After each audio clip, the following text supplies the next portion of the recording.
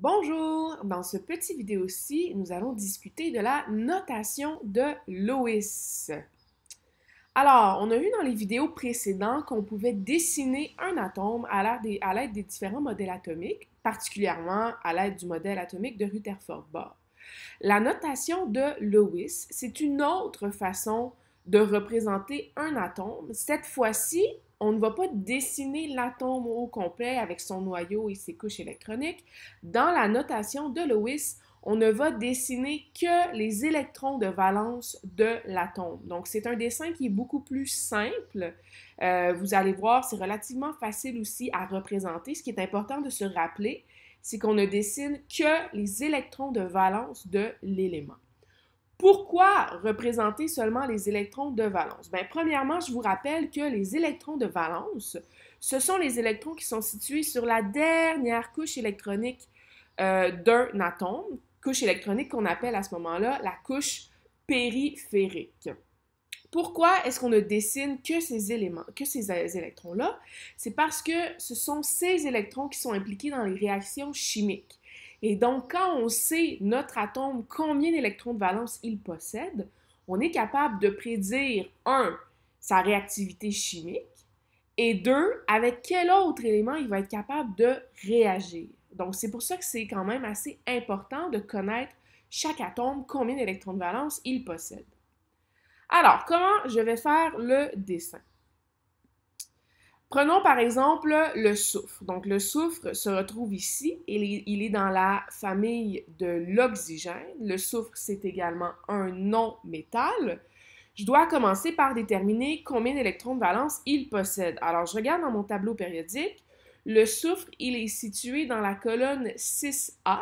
Ça veut donc dire qu'il possède 6 électrons de valence.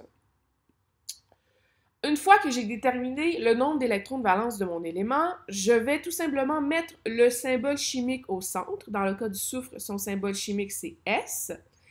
Et ensuite, je vais distribuer les électrons de valence en les représentant avec un point selon les 4 points cardinaux. Donc, on a ici un schéma qui vous indique le nord, le sud, l'est et le ouest.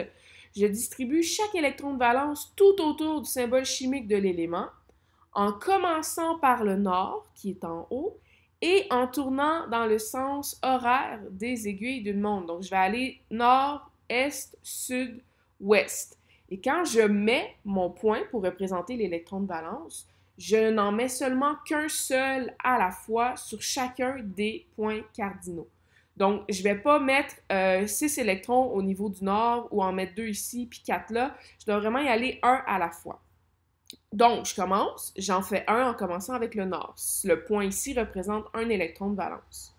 Ensuite, je tourne dans le sens horaire, donc je vais mettre un autre électron à la droite du symbole, dans la position est. Ensuite, un troisième en dessous à la position sud et un dernier à gauche à la position ouest.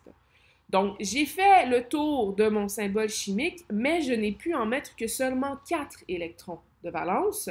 Mon atome, il en a 6. Il m'en manque donc 2 à mettre autour de mon symbole chimique. Donc, ce que je fais, c'est tout simplement, je refais un tour. Donc, je repars du haut, je repars du nord, je mets un deuxième électron de valence. Je suis rendu à 5. Et je mets mon dernier, mon sixième, du côté est, comme ça ici, en dessous du premier. Et ça vous donne donc la notation de Lewis de l'atome de soufre. J'ai mes 6 électrons de valence qui ont été placés et j'ai bien suivi la règle des 4 points cardinaux en commençant par le nord.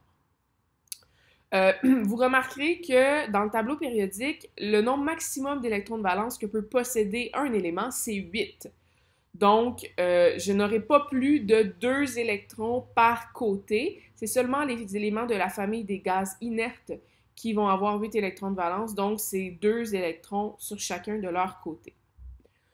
Lorsque l'on a des électrons qui sont placés par paire, on appelle ça un doublet d'électrons. Et lorsqu'on a des électrons qui sont seuls, on appelle ça un électron célibataire. Donc, dans le cas du soufre, il possède 2 doublets d'électrons parce qu'il y a 2 côtés où il y a des électrons en double. Et il possède 2 électrons célibataires puisqu'il y a 2 côtés où les électrons sont seuls. Donc, vous devez être capable de faire les dessins de la notation de Lewis, mais vous devez aussi être capable de dire pour chacun des éléments combien ils ont de doublets d'électrons et combien ils ont d'électrons célibataires.